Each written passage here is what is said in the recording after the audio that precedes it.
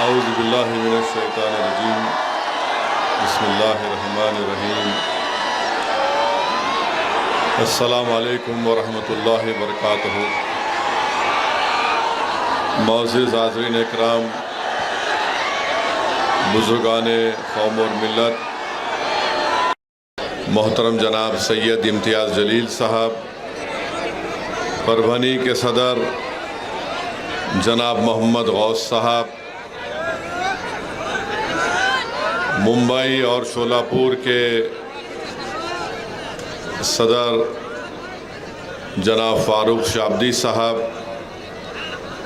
साबिक़ा रुकन असम्बली जनाब वारिस पठान साहब, औरंगाबाद से तशरीफ़ लाए जनाब समीर बिल्डर साहब, जनाब नासिर साहब, मेरे जमात मजलिस इत्तेहादुल मुस्लिमीन के तमाम मुअज़्ज़िज़ रुफ़क़ा, मैं सबसे पहले आप तमाम का शुक्रिया अदा करता हूँ कि आपने अपना कीमती वक्त निकाल कर आज के इस मजलिस इत्तेहादुल मुस्लिमीन के जलसे में शिरकत की। आपका बेहद शुक्रिया। आप तमाम आज यहाँ पर इतनी बड़ी तादाद में जमा हुए हैं, ये इस बात का पैगाम देता है कि परभनी में मजलिस इत्तेहादुल मुस्लिमीन ताकतवर थी और इंशाअल्लाह इसको आप और मजबूत करेंगे। मैं इस बात से बखूबी वाकिफ़ हूँ कि परभनी में हमको एक अच्छे सदर की ज़रूरत थी जो मजलिस इत्तेहादुल मुस्लिमीन के पैगाम को और परभनी की आवाम में मजलिस के लिए एक तड़प है। यहाँ की आवाम इंसाफ चाहती है, परभनी की रहने वाली जनता परभनी में एक विकास के एक नए मोड़ को लाना चाहती है। तो इसीलिए मजलिस इत्तेहादुल मुस्लिमीन ने तय किया कि जनाब मोहम्मद गौस साहब को यहाँ की ज़िम्मेदारी दी जाए और मेरी आप तमाम से अदबन गुजारिश है कि आप इनके हाथ को मजबूत करिए ताकि आपके शहर में विकास हो, यहाँ पर आपके ख्वाबों को हम पूरा कर सकें, यहाँ पर आपकी एक मजबूत क़ियादत बने, यहाँ पर आपके इत्तेहाद की ताकत और क़ुव्वत के बलबूते पर आने वाले म्युनिसिपैलिटी और बल्दिया के चुनाव में आप अपने पार्टी के उम्मीदवारों को कामयाब करें। और हम ये चाहते हैं कि हमारे दीगर अपनाए वतन के लोगों से, चाहे वो हमारे हिंदू भाई हों और ख़ास तौर से हमारे दलित भाई हों, उनसे हमारे ताल्लुक़ात और अच्छे हों ताकि हम मिलकर परभनी के एक एक आवाम के दिलों में जो परभनी के ताल्लुक़ से उम्मीदें हैं, हम उन उम्मीदों को पूरा करना चाहते हैं। मजलिस इत्तेहादुल मुस्लिमीन परभनी के लिए कोई नई जमात नहीं है। बरसों पहले मैं अपने मरहूम वालिद सालारे मिल्लत अलैहिर्रहमा के साथ यहाँ पर कई मरतबे जलसों में सालार आते थे, मैं यहाँ पर आया हूँ। और आप जानते हैं कि यहाँ पर आपने जब मजलिस इत्तेहादुल मुस्लिमीन ने मरहूम सज्जू लाला साहब को अपना उम्मीदवार बनाया था तो आपने 40,000 वोट उनको दिए थे। मैं अल्लाह से दुआ करता हूँ कि अल्लाह मरहूम सज्जू लाला की ख़बर को नूर से भर दे और अल्लाह उनकी मग़फ़रत फ़रमाए। मुझे आज मालूम हुआ कि उनके करीबी दोस्त थे चाऊश, वो भी इस दुनिया से चले गए। अल्लाह उनकी भी मग़फ़रत करे। मेरे भाई, दुनिया की हकीकत यही है, हम इस दुनिया में आए और कल चले जाएंगे। आज हमारे पास वक्त है कि हम कुछ काम करके जाएं। आपको और हमको इस बात की फ़िक्र रहती है कि जुल्म हो रहा है, मॉब लिंचिंग हो रही है, इबादत गाहों को निशाना बनाया जा रहा है, मारा और पीटा जा रहा है, कोई डरा रहा है। हमको फिक्र रहती है कि हम परभनी में बैठकर भी अपने सीने में इस तकलीफ़ को महसूस करते हैं, और फिर हमारे दिलो दिमाग में ये सवाल पैदा होता है कि अल्लाह, फ़लस्तीनियों पर इतना बड़ा जुल्म हो रहा है, जहाँ पर आज तमाम लोग कह रहे हैं कि 60,000 लोग नहीं मारे गए, 2 लाख फ़लस्तीनी मारे गए। 2 लाख, क्योंकि 2 लाख मिसिंग है। अब मिसिंग का मतलब वो किसी बिल्डिंग के मलबे के नीचे है, या फिर ऑफिशियली उनका जिस्म नहीं मिला। मगर याद रखिए, जिस सरजमीन पर जो जालिम जुल्म करता है, अल्लाह जालिम को मिटा देता है, अल्लाह जुल्म को भी मिटा देता है, मगर अल्लाह कभी मजलूम को मिटने नहीं देता। ताकतवर अगर ताकत के नशे में जुल्म करता है अल्लाह की बनाई हुई ज़मीन पर, तो अल्लाह उसको मिटा देता है, क्योंकि सबसे बड़ा ताकतवर अल्लाह है जिसने ज़मीन और आसमान को बनाया। इस सरजमीन पर अगर कोई जुल्म कर रहा है, जो जुल्म भी हो रहा है, वो मिटेगा, जुल्म मिटेगा और मजलूम कामयाब होगा। अगर कोई फ़लस्तीनियों को मार कर कह रहा है कि हमने उनको मिटा दिया, मारने वाले मिट जाएंगे इंशाअल्लाह ताला। जो लोग आज उनकी लाशें ज़मीनों के नीचे हैं, जो मलबे के नीचे पुकार रहे, तड़प रहे, कल देखना तुम इंशाअल्लाह ताला अल्लाह इन्हीं के सरों पर ताकत का ताज रखेगा और अल्लाह इन्हीं से दुनिया में इंसाफ कराएगा।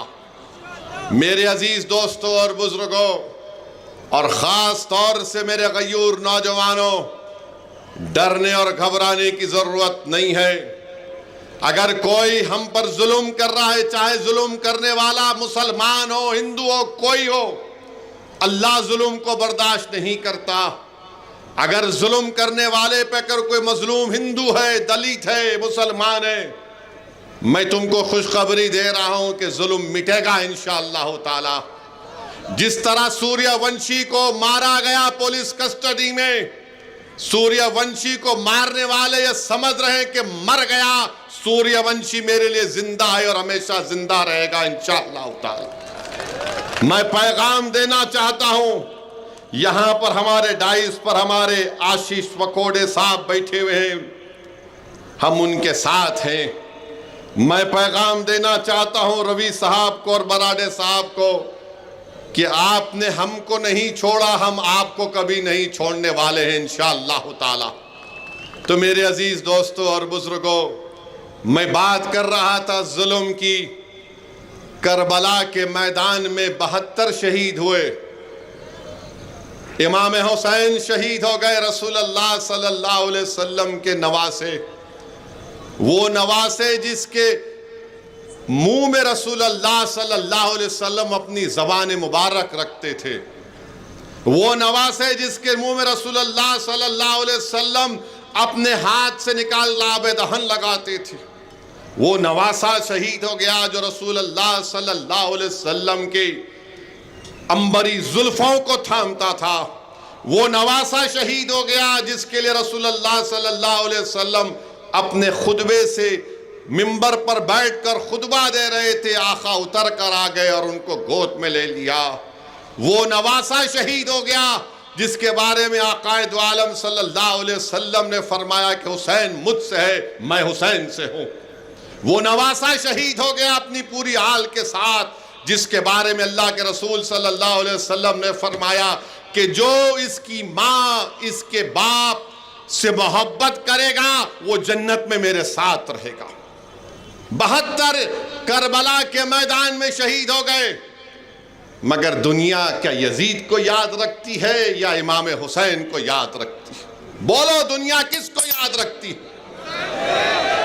दुनिया यजीद को मलून कहती है, नहीं कहती है? बताओ आप। दुनिया इस सुबह क़यामत तक यजीद को मलून कहेगी। तो हम हुसैनी परचम को उठाए हुए हैं।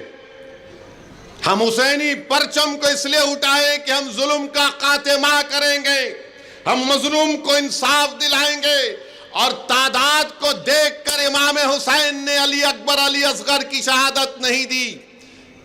इमाम हुसैन ने देखा कि मैं तादाद में कम हूं, मगर इमाम हुसैन ने हमको पैगाम दिया, करबला के रेगजारों से परभनी की आवाम तुमको, वो करबला के रेगजारे तुमको पुकार पुकार कर कह रहे कि जालिम के जुल्म की उसकी ताकत को मत देखकर मरूब हो जाओ, बल्कि तुम हक की सरबुलंदी के लिए आगे बढ़ो।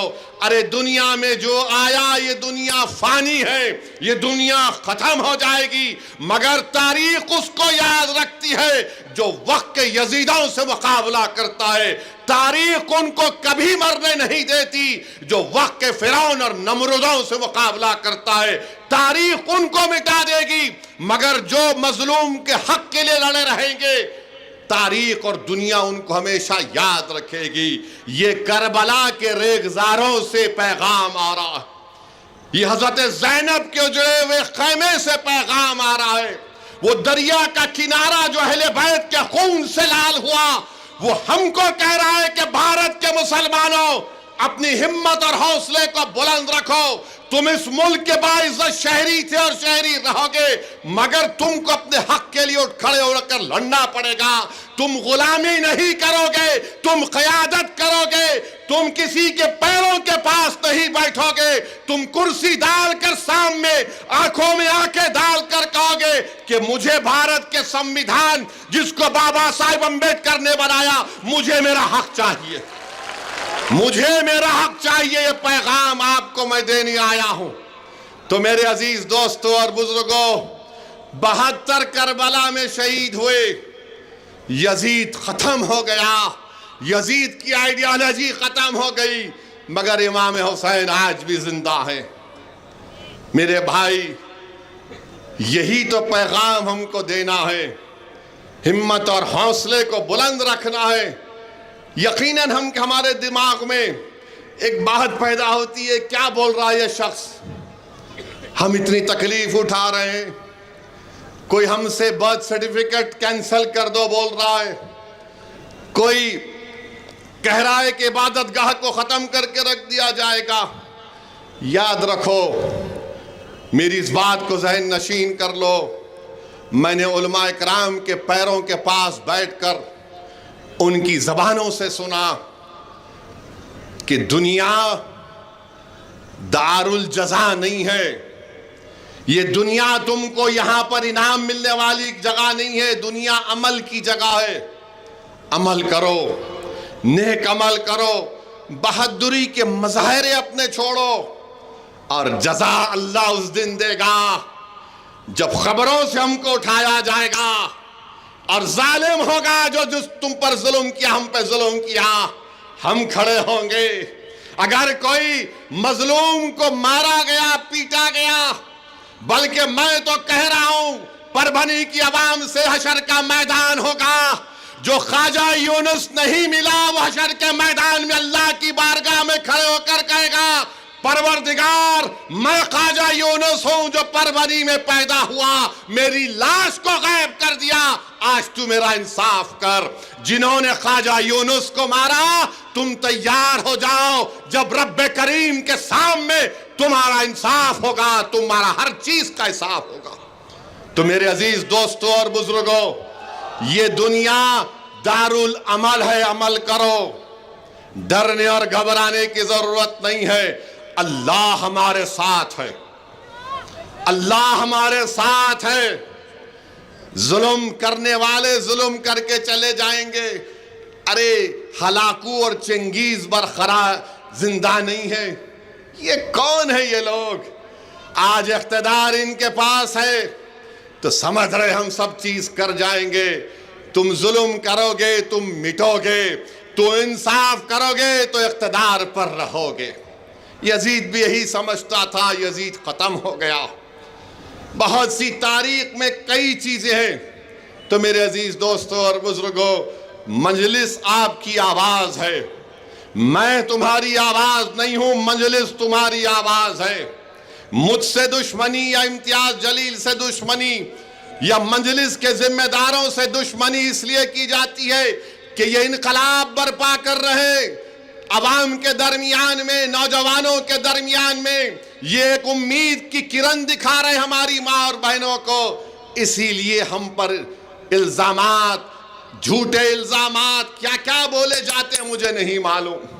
रोज कोई ना कोई बोलते मुझे, साहब इन्हें ऐसा बोला, उन्हें फुला बोला।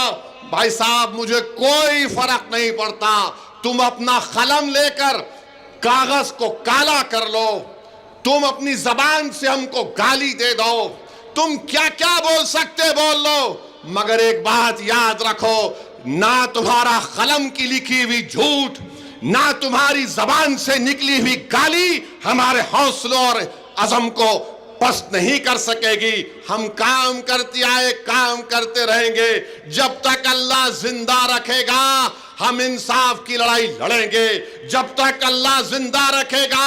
हम इन मजलूमों को लीडर बनाएंगे इंशाअल्लाह ताला।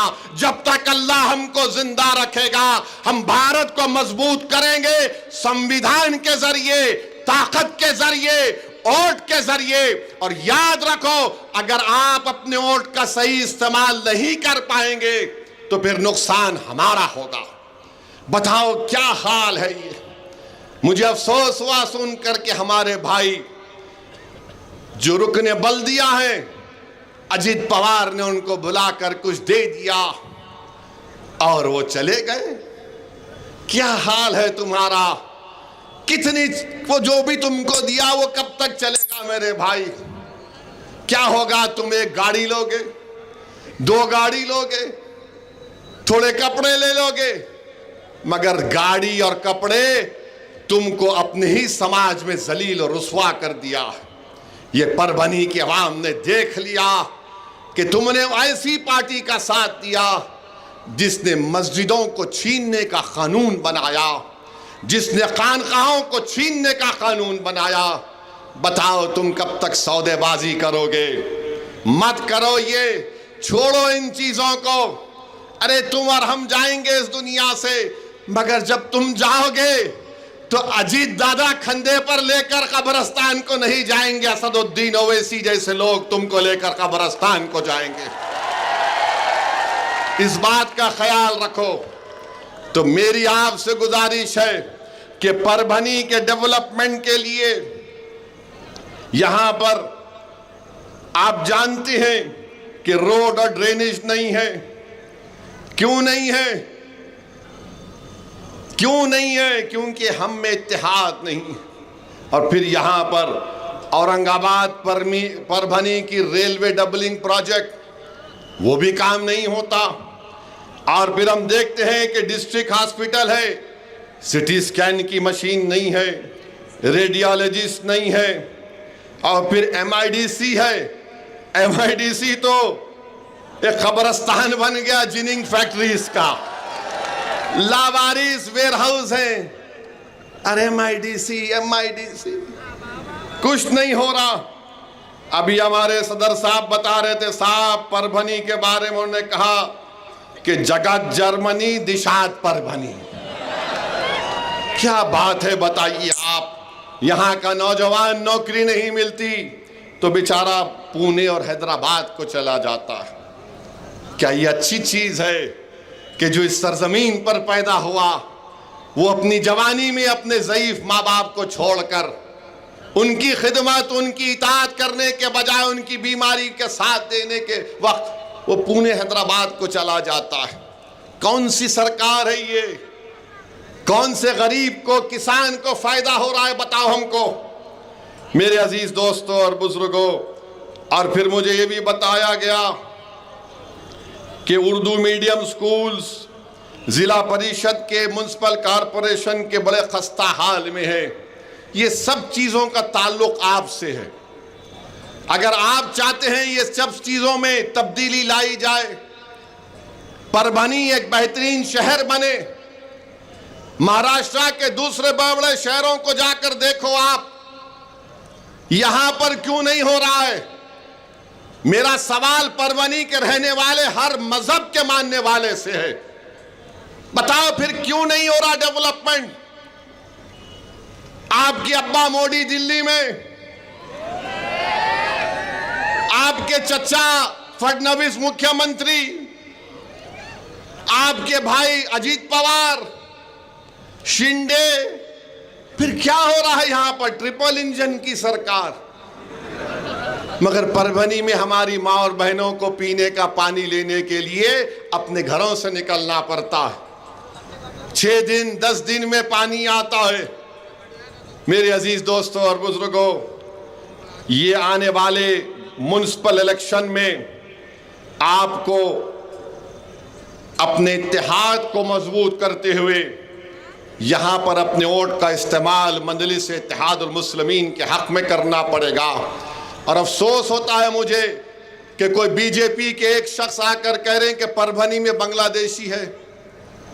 कहां है बांग्लादेशी? मेरे को ही बताओ। परभनी यहां है, बांग्लादेश यहां से मेरे ख्याल से अगर प्लेन में भी गए तो कम से कम 2.5 से 3 घंटे के ऊपर हो जाएंगे। बांग्लादेशी यहां था,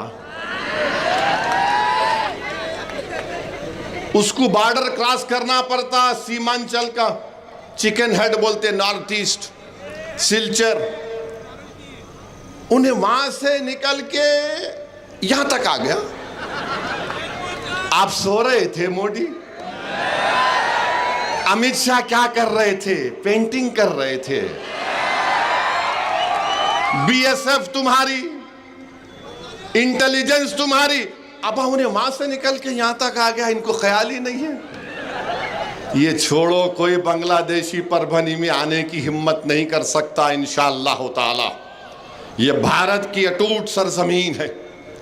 बांग्लादेश बांग्लादेश, अरे कैगा बांग्लादेश? बांग्लादेश की जब तुम बात कर रहे हो तो सुनो मेरी बात बीजेपी वालों।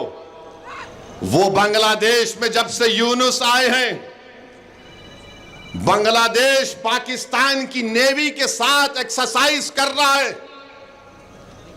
बांग्लादेश की फौज पाकिस्तान की मुनीर से जाकर मिल रही है। बांग्लादेश ने भारत के बॉर्डर पर एक एयरबेस को बना रहे हैं, चीन बना रहा है। इसकी फिक्र नहीं है तुमको? जरा तो शर्म करो। उस बांग्लादेश को जिसमें हमने मुक्ति वाहिनी बनाकर उनकी मदद की थी, आज उस बांग्लादेश में यह हो रहा है। उस बांग्लादेश में यह हो रहा है, तुम परभनी में आकर बांग्लादेशी कहती हो। या तो तुम बिल्कुल ही दिमाग के पैदल हो, थम्स अप हो तुम, या फिर तुमको भारत से मोहब्बत नहीं है। देखो, 2 फ्रंट नहीं 3 फ्रंट होगा अब। और तुम बांग्लादेश बांग्लादेश यहां आकर बकवास अनाप शनाप बक रहे हो। सोचो क्या हो रहा है, देश कहां जा रहा है। अरे पड़ोसी में क्या पड़ोस क्या कर रहे हैं देख लो। उन पड़ोसियों से अगर मुकाबला करना है तो देश को एक रखो, सियासत करो। मगर अगर तुम परभनी में मेरी गली में आकर बांग्लादेशी बोलोगे तो मुझे कुछ फर्क नहीं पड़ता, उस बांग्लादेश में बैठे हुए लोगों को खुशी होगी। तो इनको सोचना चाहिए, बांग्लादेश बोलना बंद करो। बात करेगी बांग्लादेश। नेपाल को जाकर देखो क्या हो रहा है नेपाल में। कोई फिक्र नहीं है, कुछ फिक्र नहीं है। अरे भारत को तुम बदनाम करना चाहते तो तुम्हारी बात, तो फिर तुम जो चाहे कर लो। और फिर यहां के एमएलए साहब, यहां के आमदार राहुल पाटिल साहब, उन्होंने महाराष्ट्र विधानसभा में तकरीर की है कि यहां पर दहशतगर्द हैं। मोहम्मद रईस को, सईद चाउश को, मतीन को 8 साल जेल के बाद बेल होती। हमारे सदर साहब बताए, ये अच्छी बात है क्या? बोलो, ये अच्छी बात है क्या? बोलिए आप कि तुम उन पे झूठा इल्जाम लगा दिए, कुछ नहीं मिल रहा, पहाड़ खोदे तो चूहा भी नहीं निकल रहा। आप इन लोगों की जिंदगी बर्बाद कर दिए। मेरे अजीज दोस्तों और बुजुर्गों, मैं इस मौके पर हमारे मराठा भाइयों को मुबारकबाद देना चाहता हूं। जो मराठी जबान पर फख्र करते हैं, क्योंकि महाराष्ट्र है, यहाँ की मदर टंग मराठी है।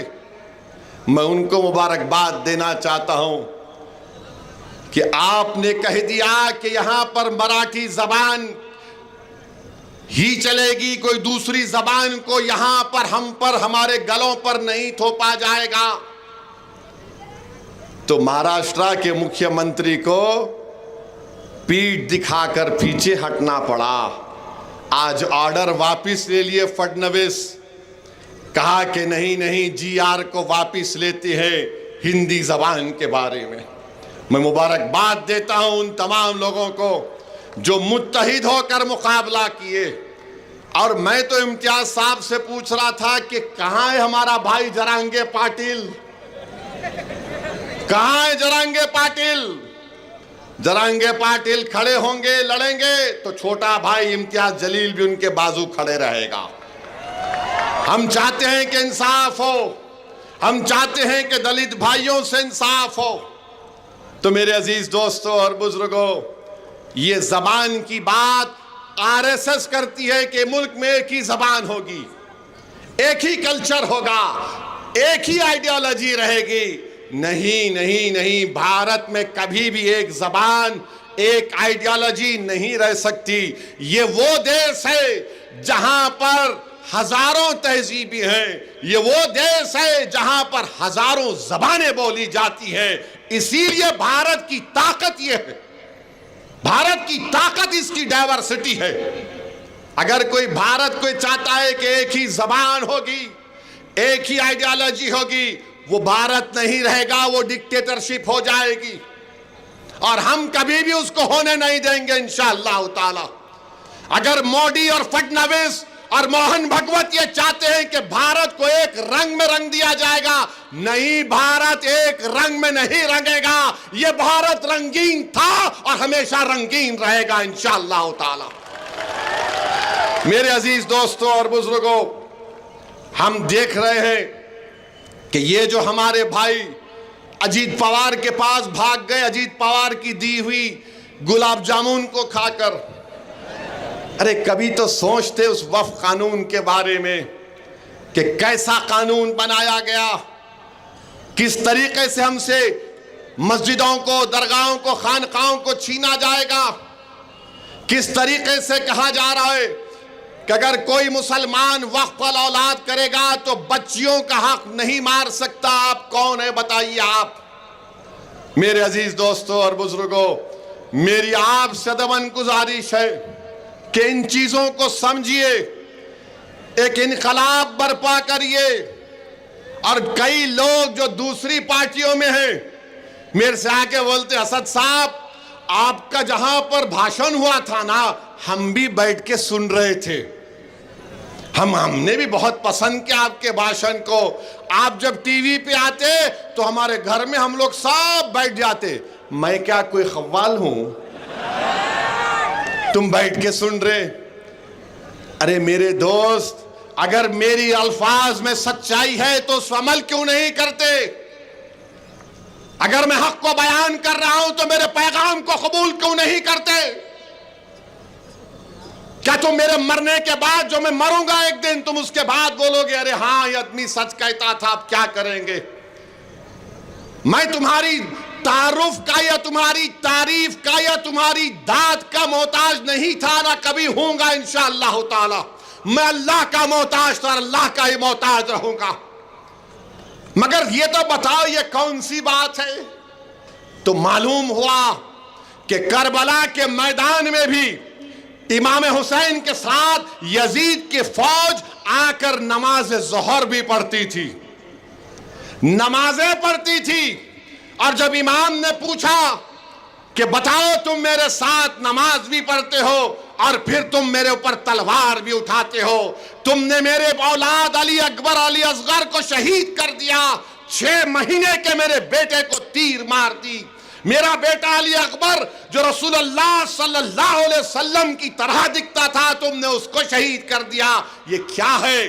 तो जालिमों ने कहा, ए इमाम, हमारा दिल तुम्हारे साथ है मगर तलवार जालिम के साथ है। तुमको अपना दिल भी हक के साथ रखना पड़ेगा, तुम्हारा अमल भी हक के साथ होना चाहिए। तुम कब तक ताकतों से डरोगे, तुम कब तक इन दौलतमंदों से डरोगे? अरे नहीं, इलेक्शन आएगा तो ये लोग पैसों की नहरें बहा देंगे। अरे इमाम हुसैन ने क्या किया? प्यासे थे, पानी बंद कर दिया गया था। अगर इमाम हुसैन अल्लाह से कहते कि अल्लाह बारिश को नाजिल कर, तो क्या अल्लाह रब्बे करीम अपने हबीब के नवासे की दुआ को रद्द करता है? बारिश को नाजिल कर देता। मगर सुबह क़यामत तक करबला से पैगाम दिया जा रहा है, जालिम से डरो मत, उसके इक़्तिदार से मत डरो, उसकी ताकत से मत डरो, उसकी दौलत से मत डरो, अपने हौसलों को बुलंद रखो। मेरे अजीज दोस्तों और बुजुर्गों, मेरे गयूर नौजवानों, ये मुस्तकबिल तुम्हारा है, मेरा नहीं है। मुस्तकबिल आपका है। इस देश को मजबूत करना इन नौजवानों की जिम्मेदारी है। और देश कब मजबूत होगा? जब दलित, मुसलमान, आदिवासी और गरीबों का उनको उनका हक मिलेगा। तो आइए यहां पर मजलिस को मजबूत करिए। लोग बहुत कहते हैं मेरे बारे में, इम्तियाज जलील के बारे में तो माशाअल्लाह रोज एक जोकर आकर कुछ ना कुछ कहते रहता है। मगर आपको मालूम, इम्तियाज जलील को हराने वाले, नासिर सिद्दीकी को हराने वाले कौन थे? किसने हराया इम्तियाज जलील को? किसने हराया नासिर सिद्दीकी को? अगर ये दो जीत जाते तो महाराष्ट्र की विधानसभा में लोग पहुंच जाते। जब ये दो पहुंच जाते तो फडणवीस को मालूम था, शिंदे को मालूम था, अजित पवार को मालूम था, अगर इम्तियाज जीत कर आ जाएगा तो इम्तियाज हमारी रातों की नींद हराम कर देगा, क्योंकि ये ना झुकता है ना बिकता है, मां के लड़ता है। तो क्या किया सबने? सबने क्या किया? मिलकर इम्तियाज जलील को हरा दिया। सबने मिलकर इम्तियाज जलील को हराया। कितने? 1200 वोट, 1700 वोट, 1700 वोट। और वो जो समाजवादी पार्टी का उम्मीदवार था, वो गद्दार, कितने वोट लिया? वो 20,000, 5,000 वोट लिया। तो याद रखो, दुश्मन हमारे ही घर में बैठा हुआ है, दुश्मन हमारे घर में बैठा हुआ है। मीर जाफर, मीर सादिक यही है, यजीद के एजेंट यही हैं, मोदी के एजेंट यही हैं। हमारे ही घर में बैठकर हमको कमजोर करने की तैयारियां में करते रहती हैं। तो मेरे भाई, इन लोगों को पहचानो और अल्लाह के रसूल सल्लल्लाहु अलैहि वसल्लम की हदीस को याद रखो। उलमाए कराम की ज़बान मुबारक से सुना कि मस्जिद है, नमाज की सफ बनी हुई है, और आकाए दो आलम सल्लल्लाहु अलैहि वसल्लम ने फरमाया उन लोगों को देखकर, उखरिज फइन्नका मुनाफिक, निकल मुनाफिक निकल। पहचानो इन लोगों को। ये नहीं करो कि सबको फतवा दे दो, बोल दो। पहचानो इन लोगों को। ये लड़ाई मैं अपने लिए नहीं लड़ रहा हूं। मैं नहीं रहूंगा, मैं जमीन की ग़िज़ा बन जाऊंगा, मेरे जिस्म को जमीन के कीड़े खा लेंगे, मेरी हड्डियां जमीन में गल जाएंगी। मगर याद रखो, तुम तो, ये नौजवानों, तुम्हारा मुस्तकबिल है ना। तुम लीडर बनोगे, तुम कायद बनोगे, तुम इस वतन की क़यादत करोगे, तुम परभनी की क़यादत करोगे, तुम महाराष्ट्र की क़यादत करोगे। ये हमारा ख्वाब है, ये हमारी कोशिश है। तो इसके लिए आपको मैं दावत दे रहा हूं, आइए और मोहम्मद गौस साहब के साथ मजलिस को मजबूत करिए। और डरने और घबराने की जरूरत नहीं है। जिस तरह मराठी जबान की अजमत के लिए, मराठी जबान की मोहब्बत करने वालों ने फडणवीस को ढकेल दिया पीछे, अगर आप भी खड़े हो जाएंगे तो कोई आपको रोक नहीं सकेगा मेरे भाई, कोई आपको रोक नहीं सकेगा। अगर कोई ये बोलेगा इन्हों क्या बात कर रहे हैं, इन्हों लड़ने की बात कर रहे हैं, मैं लड़ने की बात नहीं कर रहा हूं, मैं ना मरने की बात कर रहा हूं, मैं तुमको जिंदा रहने का एक सलीका बता रहा हूं। कि जमहूरियत तुमको इस बात की इजाजत देती है, अंबेडकर का बना हुआ संविधान तुमको इस बात की इजाजत देता है कि तुम एक सियासी ताकत बनो।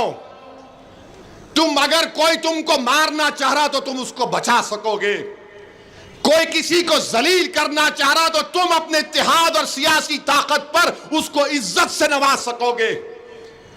कोई अगर हमारे बच्चों के ख्वाब चुकनाचूर कर रहा है तो तुम उन बच्चों के ख्वाबों को पूरा करोगे। बताओ, ये ख्वाजा यूनुस यहां से चला गया, क्या तुम इंतजार करोगे और 100 ख्वाजा यूनुस गायब हो जाए? नहीं मेरे भाई, ये वक्त उठने का है, ये वक्त मजबूती के मजारे करने का है। भारत की जमहूरियत उसी वक्त मजबूत होगी जब इस देश का गरीब, इस देश का आदिवासी, दलित और मुसलमान को उनका जायज मुकाम मिलेगा। बहुत हो चुका, 75 साल हो चुके, मगर ये लोग हमेशा नीचे रहे। मैं आपको यही पैगाम देने आया हूं, अपनी पार्टी को मजबूत करिए। हम नहीं रहेंगे नहीं मालूम, जिंदगी का कोई आजकल भरोसा नहीं है। अच्छे अच्छे लोग बैठे बैठे चले जा रहे, मगर अपनी मिजाजों में तब्दीली लेके आओ नौजवानों। नहीं, एक सेल्फी ले लेता हूं, क्या करते सेल्फी लेके, पेट भरता? नहीं, एक सेल्फी ले लेता हूं, तुम्हारे से इंसाफ होगा। ये हाल हो चुका है कि दिल्ली एयरपोर्ट पर था, बैतुल खला में गया, टॉयलेट में, वॉशरूम में, अंदर से निकला, मैं शेरवानी निकाल के बाहर, सिक्योरिटी वाले आजकल रहते हमारे साथ, बोला रहे ठहरो, अभी निकल के हाथ धोने जा रहा हूँ। एक साहब है, कान को लगे हुए है बड़े, क्या बोलते हैं उसको, हाँ, हेडफोन लगे हुए हैं। वन सेल्फी, मिला, please wait, no no I want it now, अभी होना मेरे को, अभी छोना। अरे मिला, निकल के आना, हाथ नहीं, अभी होना। मिला, ले, क्या करता? मैं बोला फिर लेके जा रहे, 1 मिनट रुको, हाथ धोया। मैं अंदर नहीं लेते, नहीं अंदर क्या देखना है, नहीं इंडियन है या वेस्टर्न है वो भी देख लेना था। है क्या है ये? नहीं, हंसने की बात नहीं है। दिल्ली के नमाज पढ़ने की जगह है, मेडिटेशन सेंटर बोलते, वहां वजू कर रहा हूं मैं, अभी कुल्ली कर रहा हूं, मेरी फ्लाइट है, मेरी फ्लाइट है। अरे मैं बोला फ्लाइट, मैं महसूस नहीं कर रहा कोई बोल रहा हूँ भाई नमाज पढ़, किसी को बोल रहा हूँ जल्दी चलो। अब मैं वजू कर रहा हूँ, हाथ धो रहा हूँ, सर कान में उंगली डाल के बालों, सर मेरी फ्लाइट है, एक फोटो लेने दो मेरे को। अरे मिला, ठहरो भाई, सबर, नहीं नहीं नहीं मेरे को फ्लाइट है। अरे पैर धो लूं, नहीं सर मेरी फ्लाइट है। ये क्या है बताओ आप, ये क्या है बताओ आप? तुम मेरी फोटो लेके क्या कर लोगे मेरे भाई? क्या होगा तुमको, उससे बताओ। अगर तुम्हारे में तब्दीली नहीं आ रही, अगर तुम लड़ नहीं रहे हो जालिमों के खिलाफ, अगर तुम मुत्तहिदा अपने वोट को इस्तेमाल नहीं कर रहे हो, तुम मस्जिदों की अजमत को बचा नहीं पा रहे हो, तुम कब्रिस्तानों को नहीं बचा पा रहे हो, तो मेरी फोटो लेके क्या कर लोगे? तुमको इतना काबिल बनना है कि दुनिया तुम्हारे पीछे दौड़े कि मैं तुम्हारे साथ फोटो लेना।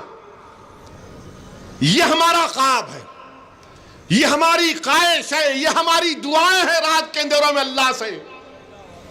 मेरे अजीज दोस्तों और बुजुर्गों, नौजवानों, तुम कौम का मुस्तकबिल हो, तुम भारत का मुस्तकबिल हो। तुम्हारी मिसाल एक घर की ऊंची दीवार की तरह है।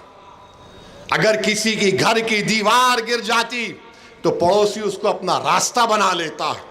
तुम मत गिरो नौजवानों, तुम जिंदा रहोगे, तुम सीने तान कर अपनी जिंदगी को गुजारोगे तो तुम्हारे घर की दीवार मजबूत रहेगी। तुम्हारे घर के अंदर बसने वाले इज्जत की जिंदगी गुजारेंगे, हिफाजत से जिंदगी गुजारेंगे। नौजवानों, मैं तुमको ये पैगाम देने आया हूं कि अपने हौसलों को बुलंद रखो, मस्जिदों को आबाद रखो, नमाज की पाबंदी करो, झूठ मत बोलो, गाने अगर छोड़ नहीं सकते तो कम सुनो। याद रखो तुम मुस्तकबिल हो। कोई अगर ड्रग्स ले रहा है तो छोड़ो, क्या है ड्रग्स, ये तुम खाली एक वो क्या मार लिए, चुट्टा मार लिए। मैं देखा हूं नौजवानों को, रातों में जब आता हूं मैं हैदराबाद में, एक साहब तो बीच रोड पे आ गए, ओ क्या हुआ, क्या हुआ, गाड़ी रोक दी, क्या हुआ, मालूम मेरे को नशे में बोल रहे, मैं आप जा रहे, देखना चाह रहा था आपको। मतलब क्या हुआ तेरे को, अपन ये क्या है, ये आप ये करने आए? अरे तौहीद का नशा ये जो है ना, सिर्फ अल्लाह को मानना, वो सबसे बड़ा नशा है। तुम एक बार उसको समझ गए कि ला इलाहा इल्लल्लाह का मतलब तुम समझ गए, तुम नारा तो लगा दिए ला इलाहा इल्लल्लाह, मगर तुमको उसको समझना है कि ला इलाहा इल्लल्लाह का मतलब क्या है, कि जमीन और आसमान का खालिक अल्लाह, आसमानों से बारिश बरसाने वाला अल्लाह, एक मां के पेट में खून के लुथड़े से तुमको पैदा करने वाला अल्लाह, और जब 40-90 दिन हो जाते तो तुम्हारे मुकद्दर का लिखने वाला अल्लाह, तुम जब अपनी मां की पेट से पैदा होते तुमको अपनी मां से दूध पिलाने वाला अल्लाह, जब तुम बूढ़े हो जाते तो तुम्हारी ख्याल रखने वाला अल्लाह का रहम, और जब तुम खबर में जाते और जब तुम जिंदा किए जाते वो अल्लाह। ये ला इलाहा इल्लल्लाह है। तुम नारा तो लगा दिए, अल्लाह तुमको और मुझे तौफीक दे कि हम इस नारे को सही समझें। और ला इलाहा इल्लल्लाह के बाद क्या है, मोहम्मद रसूल अल्लाह, हम अल्लाह के रसूल सल्लल्लाहु अलैहि वसल्लम की उम्मत हैं, हम रसूल अल्लाह सल्लल्लाहु अलैहि वसल्लम की उम्मत हैं। ये हमारे लिए सबसे बड़ा इम्तियाज है, ये सबसे बड़ा आनर है हमारे लिए कि हम कमली वाले की उम्मत हैं, हम रसूल अल्लाह सल्लल्लाहु अलैहि वसल्लम की उम्मत हैं। तो मेरे अजीज दोस्तों और बुजुर्गों, अपने हौसलों को बुलंद रखिए। अब आप परभनी में मजलिस को मजबूत करेंगे। डर रहे क्या?